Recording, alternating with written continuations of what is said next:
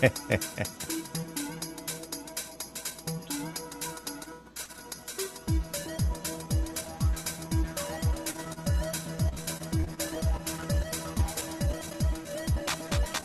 is Rebecca Jernigan, your tour guide into discoveries, coming to you live on this beautiful planet Earth, from the heart of America to around the globe via the World Wide Web.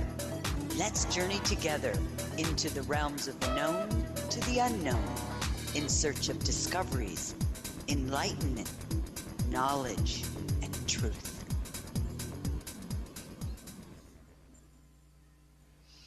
And welcome to Journey's. It's so complicated with two people. It's like I've got four things that I have to do and get coordinated, and like loads of buttons and switches and things to press. Hang on, let me just do a visual check that I'm really sure I've got Rebecca going into that one. Now, you can hear me. Yes. Let's now introduce our. Oh, it's gone backwards. There we go. This is Jaypee, and this is Rebecca. Hello, Hi, everyone. Rebecca, how are you doing, my dear? You know, it's Monday. It is one of those. Monday. Yes, it's Monday. And I have to So- tell you that here, it's been raining now literally for 5 days, and ice storms, and it's been rather crazy with the weather. So it's been an interesting week, and I want to apologize to everyone for last week missing it, but I literally had no cell service and I had no internet service. So there wasn't even any way for me to contact Jaypee to let him know that I had no cell service or I had no internet connection. So MIA. I was MIA, and it was a little worrying, but Yes. I didn't have anything of that sort of that terrible dread feeling when there's something wrong with someone. It was all right. It was all right. So now we're we're both a little out focused this week, and it's probably fine. It's just a little bit of soft focus. It's like, we're beleaguered by storms. I mean, I'm in the middle of there's snow outside. The wind has been blowing for 5 days, and we've had, et cetera, et cetera. You're in the middle of this kind of thing as well. So, there's a lot going on that is preventing us from going out, which is great because we can sit in and learn some amazing stuff that's been going on with all of the things that we've been. I've been doing some great webinars. I've had Alex Collier on for a few now, and the body of knowledge is building up, and people are loving it, and it's great for him. And I have to tell everybody, for those who are interested, there's that Alex has finally moved into a cottage, into a room, and it's bare. There's no furniture, but he's got a roof over his head. So, I mean, this should happen to someone so well loved, shows you something about the world, but also, he's also had experience of what it's like to be on the wrong side of the powers that be. And so I thank everybody for their continued support in coming to the webinars and enjoying the information as it gives it, and it's paying for him to live in a place. He's going to do one-to-ones, and so people can actually call him up. They're charged per minute, and you can have your own personal conversation with Alex Collier, which indeed you can with Rebecca Jernigan and Jay of the Peas, indeed. So,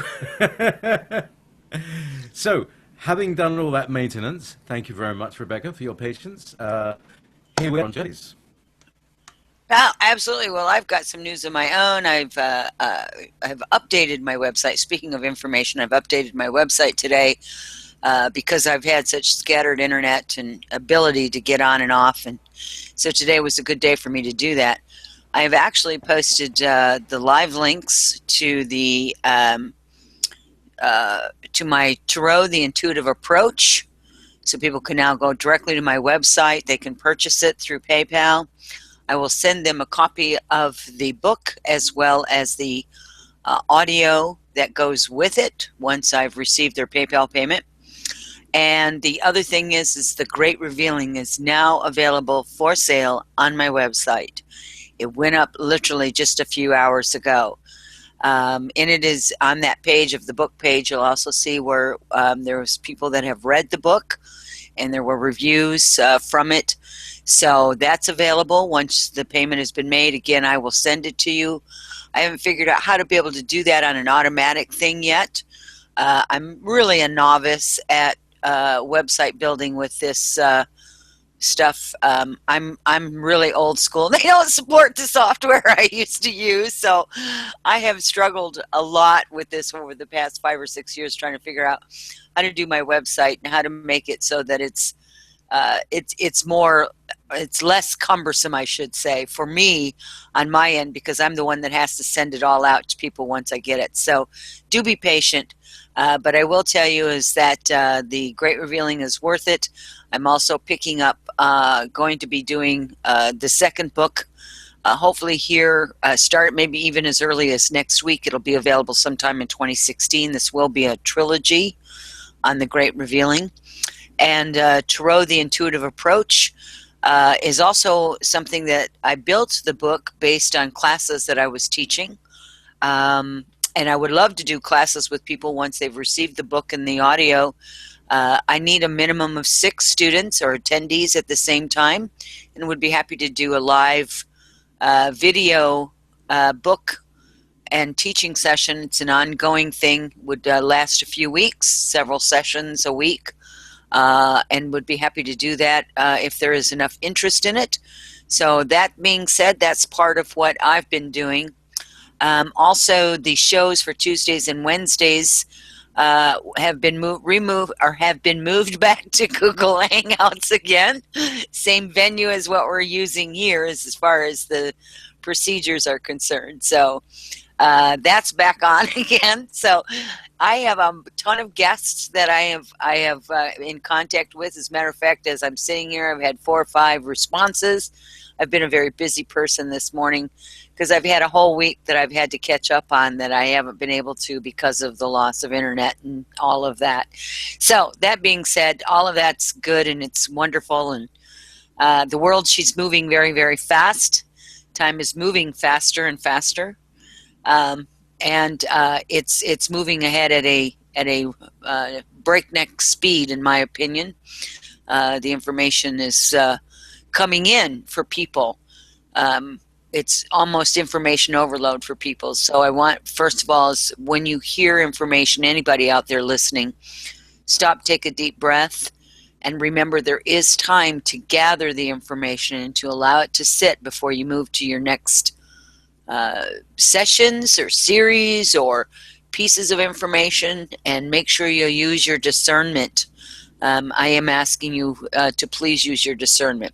Oh, I'm reminded too, I need to give my website. That's journeyswithrebecca.com. I guess I never remembered to do that. So for those of you who are listening that don't know my website, it's journeyswithrebecca.com. And as always, it's wonderful to be here with you, Jaypee. I've missed you a lot. I mean, it just seems like I only get my little smattering of time with you anymore. And so I really, really enjoy these little shows that we're doing, these hour shows. That being said, now that I have spilled everything that I need to spill there, we were speaking the first time, or the last time we spoke, which was on the construct. And I do appreciate questions. So for people who are listening out there, if you have questions, I think, Jaypee, are you able to see chat rooms or whatever? I'm not sure. Yes, I've got both chat rooms. I can't promise to see the messages straight away, but I will be sort of trawling the Wall Spirit Radio chat room. You can actually, I've put a link on Wall Spirit Radio. So I'll just get my head into frame. It's Kilroy. Yeah, there he is.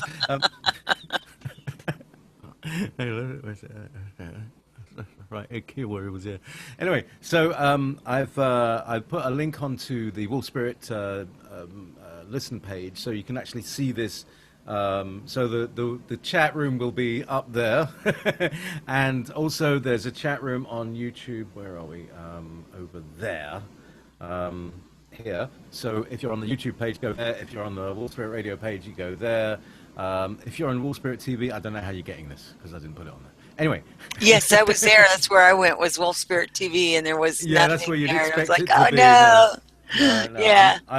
I still haven't got this all down. This is what, this is still, It's a this work is in still like progress. pirate radio. Do you Yeah. remember? Do you remember when Kerry and Bill Ryan first did their Camelot radios? I And do. it was a complete shambles, and it was all over the place, and I loved it. It Yeah. was raw, it was funny, it had humor, and it had disaster and drama. It was all Naturally entertainment was there. occurring. So, yeah, and at the same time, at that, I was doing my first radio programs with my girlfriend, doing music shows, and so there was this kind of little parallel universe where Kerry and Bill were doing their thing, and me and Maria were doing our things, and we've all parted ways since then, and so here I am now with you and Kerry, and hopefully Maria's not with Bill. That would I anyway. don't have a clue. I haven't kept up with all of that. There's enough to I'm keep sure. up with what I'm doing. Exactly. Best not to keep up with gossip. It changes from minute to minute these It days. does. So, the construct was where we were. Where were we? I don't know. It seems like a On the life World cycle Wide ago, Web. doesn't it? It's several Um, lifetimes ago. So, well, just give a recap and see what cuts in your intuition. I know what I was going to speak about. I've been reminded that the last time I was on, I was talking about how much the construct is really a part of our everyday life. It has molded the way that we live our life, as in as much as everything that we do. Um, the very structure of any society, with the exception of a small few indigenous people that don't seem to be touched by the energetic hijacking of the natural energies, right? um, Although they're being swallowed up in just very, very quickly. It's very hard to find just indigenous people because everybody thinks they need to be civilized, right? Very sad deal there. And I think what we need to do is leave the indigenous people to themselves. I mean, they obviously, went forward for eons of time, and they don't really need to have civilized intervention. They're happy. They're happy people. If you go and you visit them, they're happy. They don't recognize unhappiness. They're not part of the society of the money structure, of the buying, of the consumerism, of the routines, of the watching the clock, of having different. I use the word routine again, but um,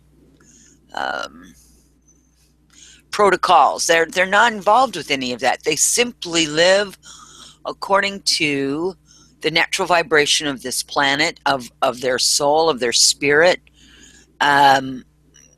And that being said, I mean, it's not a lifestyle for everyone, and that's why we don't always choose to come into those, for sure. So that being said, as we look at how this has been structured, the work week, I've talked about this before, the work week. Most work weeks are designed around 8 to 5, Monday through Friday.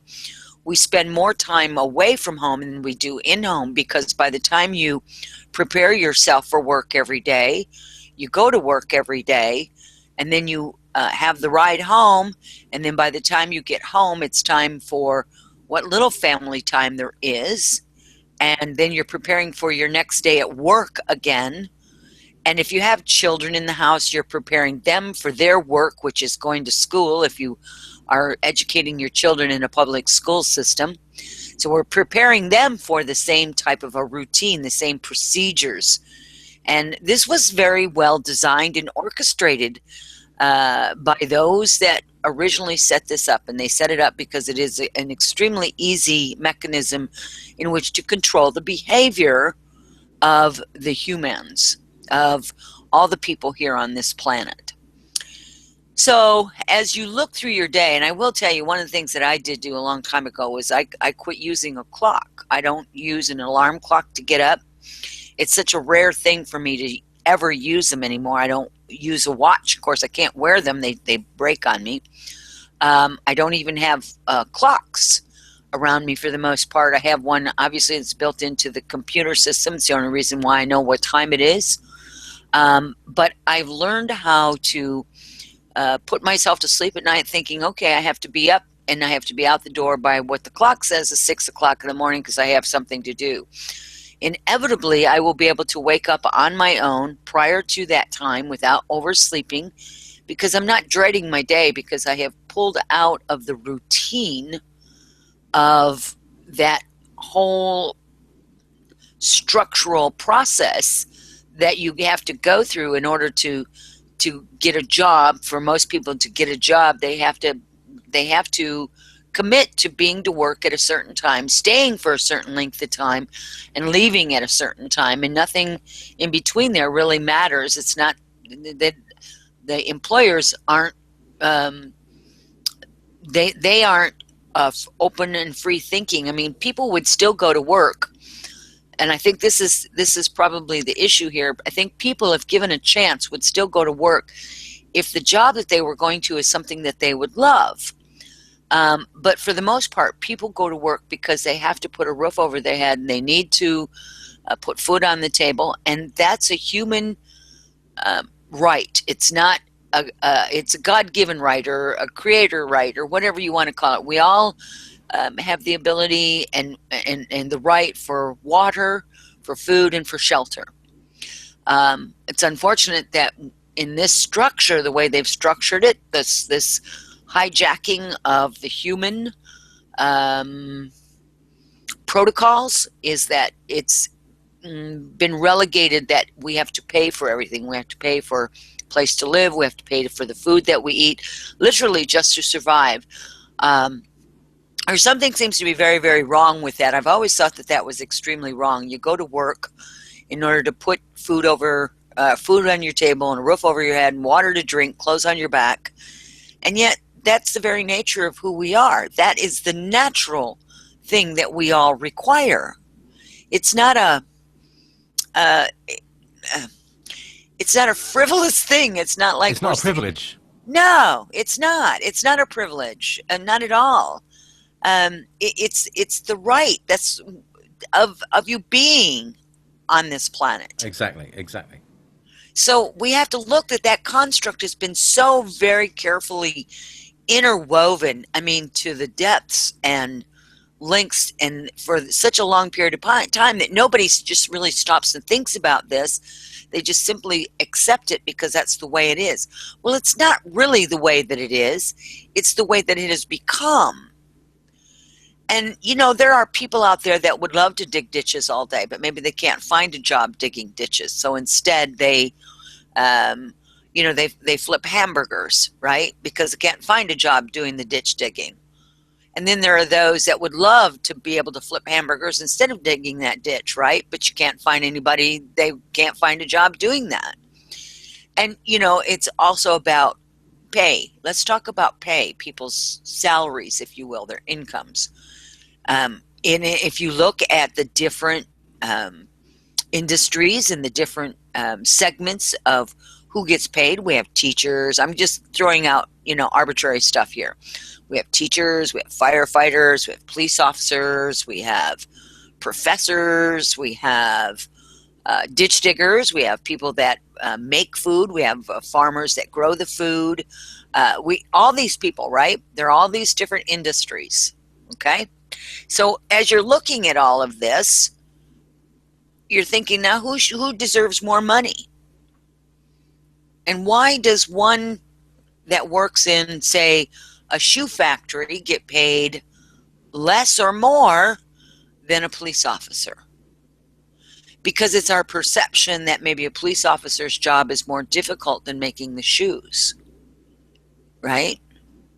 But if we didn't have shoes on our feet, the police officer wouldn't be able to do his job appropriately, not with all the asphalt and the filth and the dirt and everything else that's all around this globe, right? You wouldn't be able to walk anywhere for very long lengths of time, whether it be cold or hot or rainy or icy or snowy or... You're right. A policeman would not be a policeman without his boot. That's right. So, and it goes with everything. I'm talking about the uniforms or the clothing that we wear. What makes one more important than the other? It's because of what has been designed that's supposed to be more important than the other.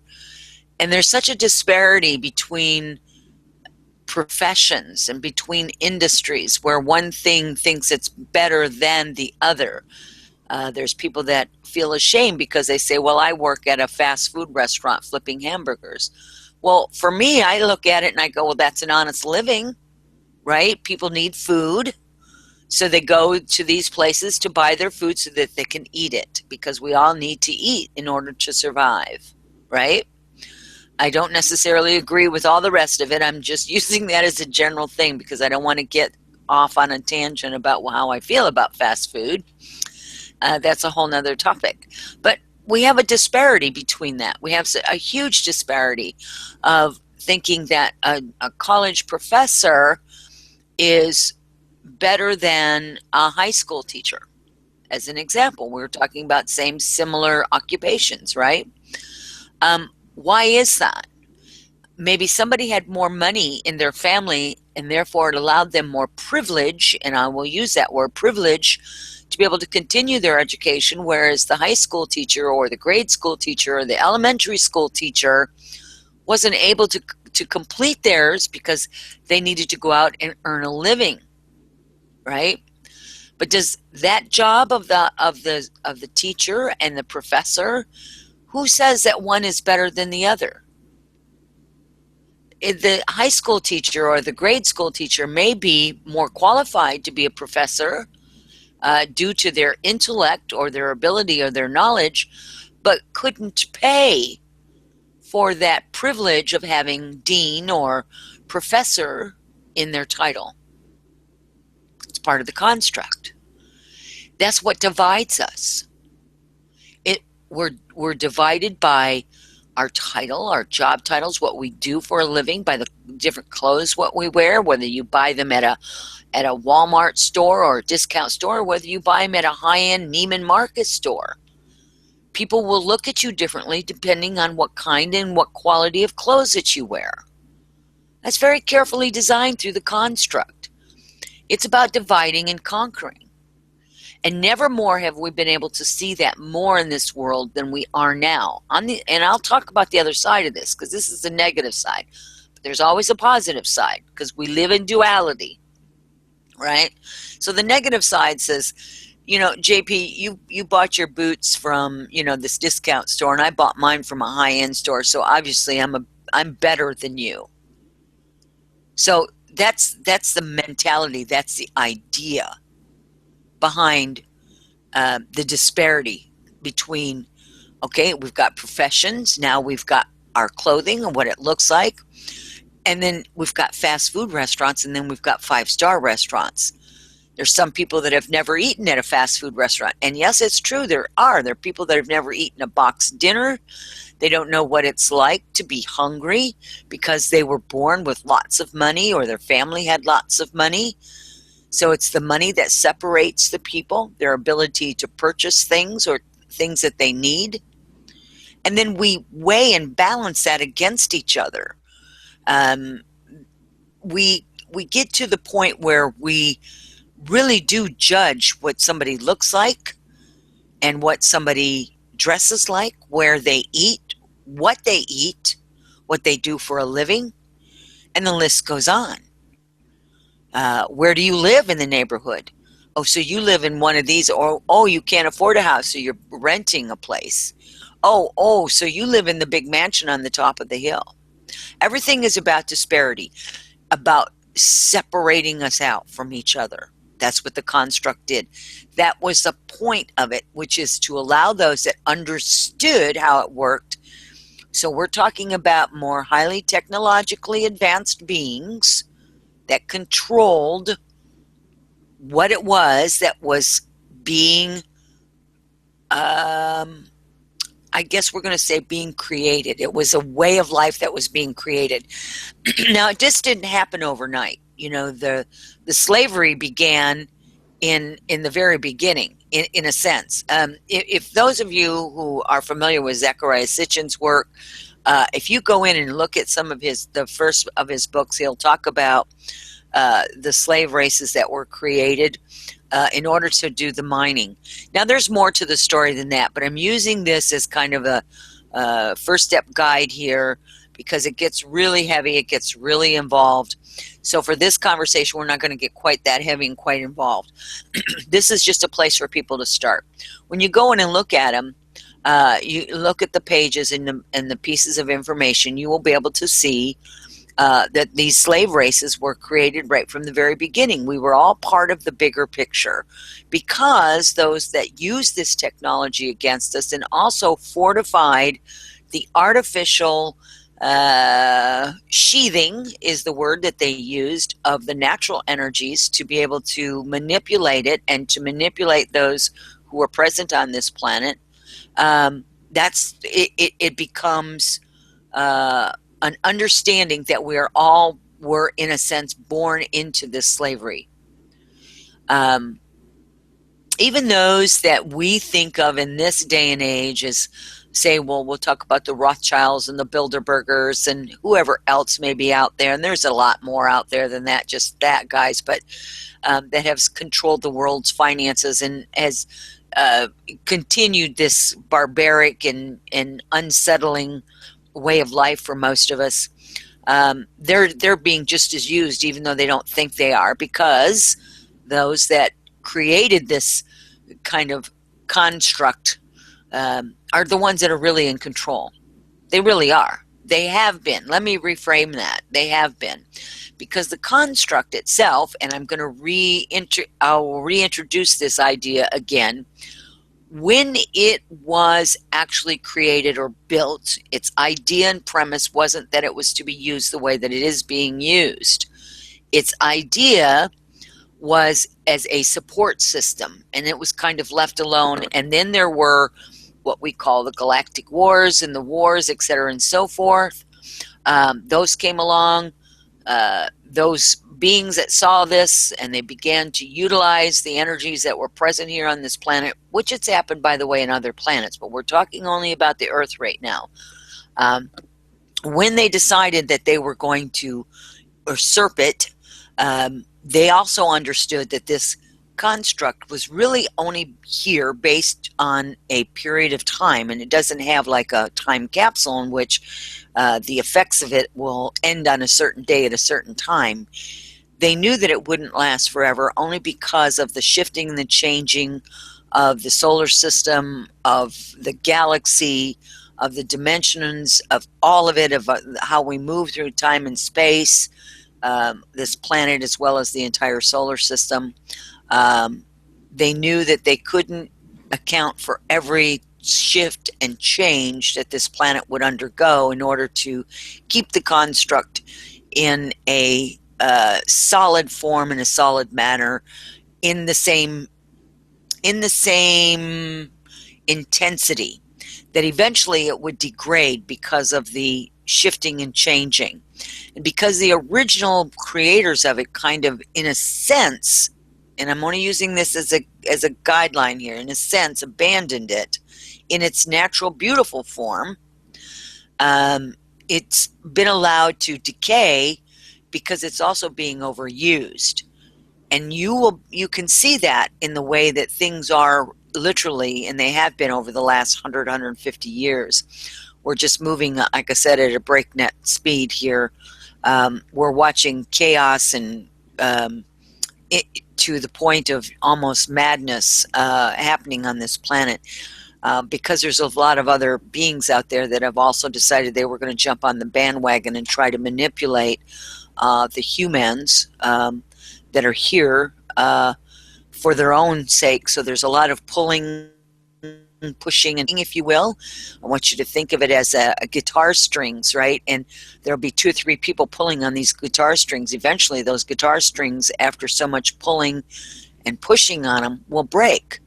And that's kind of what we're seeing, which is allowing for us to move through the matrix itself, what some people call the matrix, the construct, and getting into the natural energies And with that brings us wisdom, and it brings us the love and the truth. And that is where we're going to take it to the other side now. And we're going to talk about all the positive things that's happened because of the decay and the breakdown of the construct itself. We have every day in the news, you'll see where they have found new and new sites, where they have found new and new evidence of DNA information about technology that was used to create some of the humans. We have found information leading and linking the truth. Even now, our Thanksgiving Day, the story, the real story was being told over the Thanksgiving holiday. For most people, it's a holiday. And we're going to hear more and more truth about Christopher Columbus, about all these sacred sites, hidden sites. There's more and more information coming up about how old these things are. We're finding more remains that can actually be tested. All of this is bringing out the truth of humanity, the truth of who we are, the truth of where we come from. It allows us then to take this information and to look at our lives and how it's structured. And when we get back to the beginning of this conversation, when I was talking about how everything in our life is really relegated to the construct, everything that we do, the work day, the weekend. I mean, even now, even in our metaphysical and esoteric world, many of us are still on a Monday through Friday 9 to 5 kind of a schedule, because that's the way still most people work. And we're slowly breaking away from that. I'm not sure how quickly that's actually going to fade away, because that becomes such an integrated part of who we are. It's very difficult for us to all of a sudden is to take all those barriers down and say, well, you can go to work whenever you want and make as much money as you want, based on how much money that you need. And everybody gets paid the same salary no matter what. There's ways of doing it and ways of not doing it. And the ways of not doing it would be to create such an huge amount of chaos that for most people they couldn't function, because many people are so regimented to routine that if you take them from the routine, they don't know what to do. They have no idea what to do. They're confused. They feel like a lost puppy or a fish out of water. It becomes a negative because of how everything has been determined, how our life is supposed to be led. And with that, I'm going to stop for a minute. Jaypee. Yes, very good, very good. Because Dolly has a question. Sure. Why do you say humans? The pronunciation, particularly. That's to me, hue is color, isn't it? It's actually, for some people, they pronounce it human. It's part of the information that I received from the Elohim a long time ago. We put the term together, human, when in fact it actually came from two separate words, hu and man, and it was relegated to the species that we were created, which is, again, human. We come from a higher, our gene pool, we'll put it that way, our gene pool comes from a higher evolved set of genetics, in which who was also supposed to be the name for some people it was the name of God, and man was in the image of God, human. That's one of the belief systems. There's many others. I'm not saying I either believe or don't believe, but this was the information that I was given by the Elohim. And then strangely enough, right after that, I had 2 or 3 different people that contacted me to tell me the same thing, that who was another name for God and man was in the image of. So that's one perspective of that. So they actually pronounce it human. Human. That's quite interesting, because my favorite TV show is Doctor Who. Get it? of course, who is not human. He's a No, Time Lord. He's got two hearts, but he looks human enough. he does. There's so Did yes, that answer your question? I hope that this has answered Dolly's question. Let me just check. She says TY. Okay, she says Oh, thank you. yeah. Thank you, There you go, Dolly. Dolly. Okay, so yes, thank you for the answer, Rebecca. There we go. Where, where now? Let's have a quick thing about the. Let me get you back on the page. There's so many different windows I'm having to skip between. Um, when you're talking earlier on about the idea that the construct was built as a tool. Are we talking like it's a kind of mentally creatable holodeck kind of thing that allows you to create a reality and is it to do with the planet, or is it to do with the solar system, or is it to do with what's happened to the planet? Well, the construct itself again, was created from good intentions, and then it was hijacked. And I just kind of, that's a brief description of what happened. And I mean, that gets really lengthy, but I'm not going to get into it. So the construct is a mechanism that can control. I want to make sure I word this correctly, so bear with me for a moment. It's a mechanism that can control how things are viewed, felt, and understood. So when you look at your quote-unquote reality, is it a projection or is it reality? So the answer to that is it's both. Because even if it is a projection, you're living it, so it is your reality.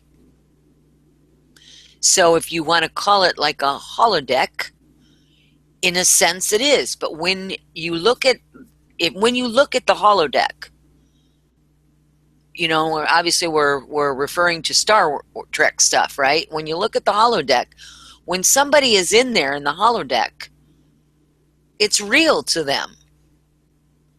It becomes a reality until they stop it.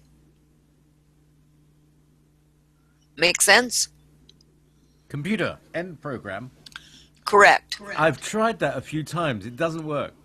Well, but in difficult situations, it just doesn't work. I try my best, pick on computer, end program, and it doesn't work. I don't know why. That's because you haven't been able to see the reality in which you really live in. You have to be able to know what the reality is in order to remove the holodeck, the holographic image. All right. So is it something? It's like a satellite dish, right? You get a satellite dish, and you get the little box, and you get the dish, and then you have to have a card that translates what is coming off the satellite into your TV set. But the card itself contains the filters that allow you to view certain channels. And are we talking about something that allows you to view certain channels without being able to see others, or does it mean that that the channels that you're seeing are CGI'd with? Like you can see, like it's being messed with in a real time. Do you understand what my distinction I think is? so, but I have to tell you, is that the CGI thing is correct in as much as that whatever you're viewing is going to also be filtered, because it has to come through the construct. Okay? In order for you to see the reality of who you are and who everybody else is and how you're actually living, you have to step outside of the construct. You have to find one of those holes, if you will, and you have to be able to see what it was meant to be and what it could be. And then when you do that, though, if you really do have the ability to do that, it will blow your mind to such an extent that you're even going to wonder what you're doing here. Okay. How do we find a hole in the construct? There's a question. Well, you have to be energy sensitive, and you have to be able to traverse the energy lines, and you have to be able to see and sense and feel where do they lead, where do they go. I talked about that one week about the field of the talking heads. That was my introduction into and out of the construct. So I would tell people is they can go back and listen to that portion of it and see where they get triggered in order to be able to find a hole out of it. Because as you're traversing through, let's just say you're traversing through one of those fiber optic cables. And if you're aware enough, you will see when you look up or look down or look to the side, whatever the case may be, you will notice that there is a differences of the sheath that goes over that particular optical cable that you might be running on. As you notice the different layers of density of that optic cable, you may find that all of them are fully intact. It means you need to jump into a different one until you find one that gives you a hole through that cable and there is no sheath on the outside of it. It's wore down, it's gone, it's missing. Sometimes you can find it by jumping onto a cable, if you will. I'm using these as linear terms, obviously. You're jumping on an optical cable and you find that it doesn't connect anything, that it just stops. That means that's something that's been subverted or damaged. Sometimes you can make your way out of the construct with that, knowing that it goes out and above what we're currently viewing, witnessing, experiencing. Okay, so when you let me, oh sorry, hang on. Hang on. There we go. So when you find one of these, what you're talking about is like, the severed cable, and you kind of spill out the end of it. What do you find, and can you get, how do you get back in? Is it like in the Matrix where you have to go down on a landline? Is there an equivalent to that? Well, first of all, I can't determine what somebody else is going to experience. I cannot determine that. Oh, of course, yeah. This is all based on an individual experience. It's based on what you yourself can deal with. And do you need a landline? I've thought about that, by the way, after watching that movie, and a way to get you back out of the construct and into another reality, or vice versa in this case, because, see, this is opposite of what he's living, right, of what he experienced. He was in the construct. Now he's living outside the construct. Now he goes back into it. How does he get back into his reality, right? How you get back into your reality is to tether yourself or throw yourself some breadcrumbs. Most people aren't going to have an issue with getting back into the construct because it's like a magnetic field for most of us. It's what we have decided we're going to do, although there are probably some, Jaypee, who have left and never returned. I can't speak for them. I can't speak for how somebody feels safe enough to do that, because you really don't want to leave and not come back, because that wouldn't behoove anyone. There'd be no benefit in that at this time. Just like it wasn't any benefit for him, for Kinao, to leave the construct and go back to the Matrix and go back to the construct again, if he didn't have some kind of an idea of what he was supposed to be doing. He had a support mechanism, right? So when you're out there traversing, one of the things that you may find is others who are doing the same thing. I know I ran across a few people when I was out there. Different humans that are experiencing life outside of the construct.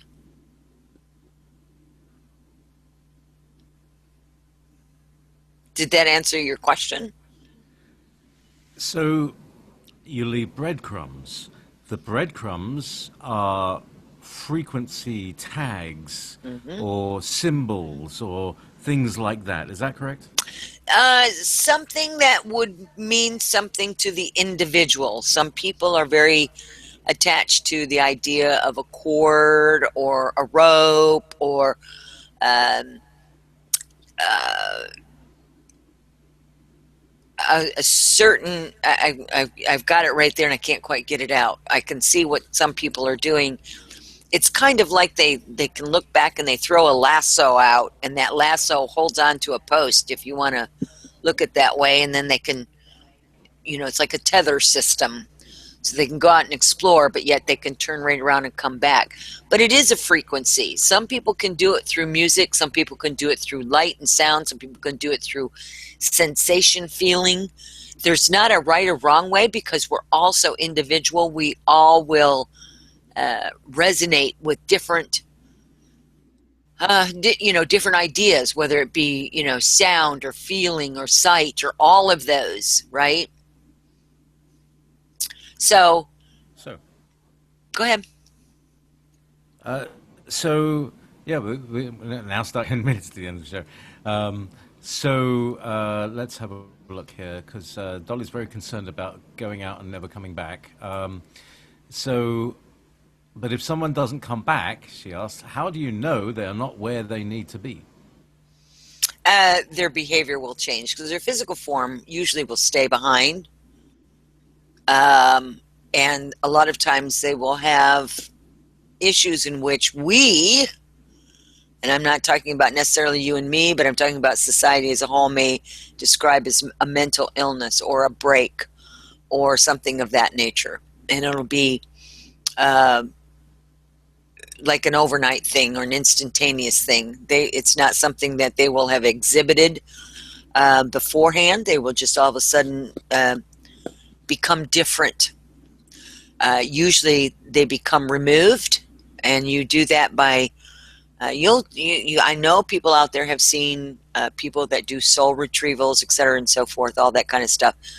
That's for some of them are for people that have broken free of the construct, but forgot that they have to come back here because this is where they chose to play it out, their timeline, whatever that is. And there's a lot of explorers that go out there and they don't come back in a full sense of the word. Make sense? Yes, So it it's does. really about using your intuition and your understanding. When you can look at somebody's soul, when you can see their energy signatures, you can tell whether or not they're somewhere else or if they're fully here or what's going on with them. So they have, and yeah. So leaving the construct is something that you can, you can kind of what did Simon Parks put it as? Blockade running. Yeah. So you can nip in and out, much like Morpheus and his team in the Yes. Matrix. They Yes. would hook in, they would travel in their sub, and then they would go along and they'd find a node that they could drill into and then hook Right. into the network. Right. So yeah, and it's so the idea is that we've committed to come into the construct in order to help people out while it deconstructs itself. Is that part of our Well, mission? that's part of it. The other part of it is some of us have been here. Some have been here. Uh, Began the incarnation cycle once the construct was in place, and did not know that there was a way out of it. So this is where we break free of those cycles, that we don't have to come back into this reincarnation wheel again, should we decide not to. That's why you hear a lot of people going, I'm not coming back and doing this again. What they're really saying is that they want to break free of the construct reincarnation cycle, the repetitive cycle of coming back over and over again with the amnesia, not remembering the time before and the time before. Although you will notice there's a lot of young people, especially small children, who are remembering who they were and where they were coming from. This is another indication. There's higher and higher numbers of that. It's another indication that the construct is weakening. And the more people that can make the escape and return with knowledge and information, the weaker it becomes, because we're not feeding it by feeding it fears and by feeling buried in their games and the routines that they have us in, right? That's the way we break free. Circuses. Mm-hmm. Yes. So the tips from this are look for the holes, come back, because and then can we widen the holes? Can we make more holes from the outside if we're in the outside, and then we come back in? You have to make them from the inside. A little nick in the hole. You have to make them from the inside. Very interesting. You have to make them from the inside. Mm-hmm. And the reason why you make them from the inside is because then you're not drawing attention to yourself.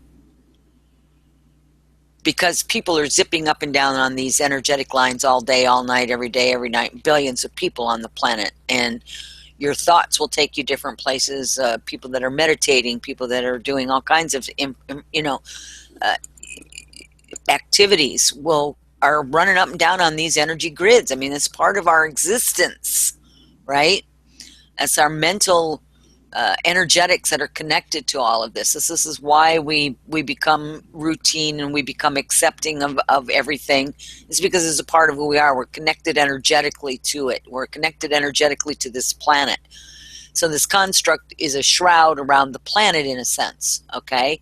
It's also attached to the planet because it's using the natural as well as the built mechanisms to sheathe itself so that it maintains itself in being on the outer edge instead of those that go in to look for it. So and I would tell people, if they're not comfortable with doing this, then don't. My whole idea is practice going up and down, seeing if you can't find those threads, those I will call them the fiber optic cables. See if you can't find them. If you can't find them, obviously this is not what you were meant to do. Doesn't mean that what you're doing isn't important. What it does mean that this isn't something for you. Now, these fiber optic cables, again, can be sound, they can be sensations, they can be visual, whatever works. It can be a combination of all of those things.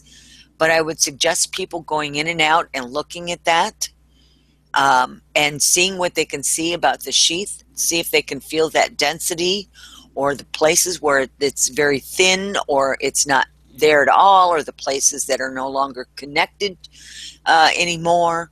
And then if they feel like they would like to venture out, then they need to make sure they place some kind of an anchor so they feel comfortable in doing it. This is not something that you just go out and do. This is something that you have to work at and to make sure that you're comfortable, because you can't have fear, because fear feeds that construct. Okay, so thank you. Fear feeds the construct. From True Magic, Dottie, she saw a silver tube connected to her. She was possibly asleep, and it was a silver tube, hard. And she saw and felt energy going through it into me, then returning back up into a huge energy field. Did that twice. Third time, energy went through me into Mother Earth. Could this be one of those optic cables that you're talking about? It could be her way in and out, because that's what, for her, I would consider this her, some people consider that we have a silver cord attached to us, right?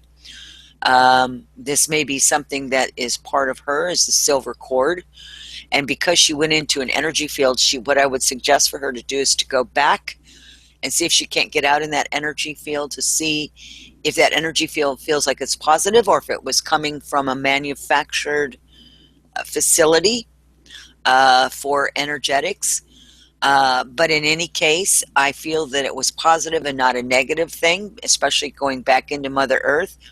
But I would tell her is that she needs to go in there and check this out herself, and is to go up and down those tubes, that silver tube, and see what she can really ascertain and discern, um, and make sure that her energy is not being usurped and used against Mother Earth or herself, or that she's not somehow feeding it and not unknowingly not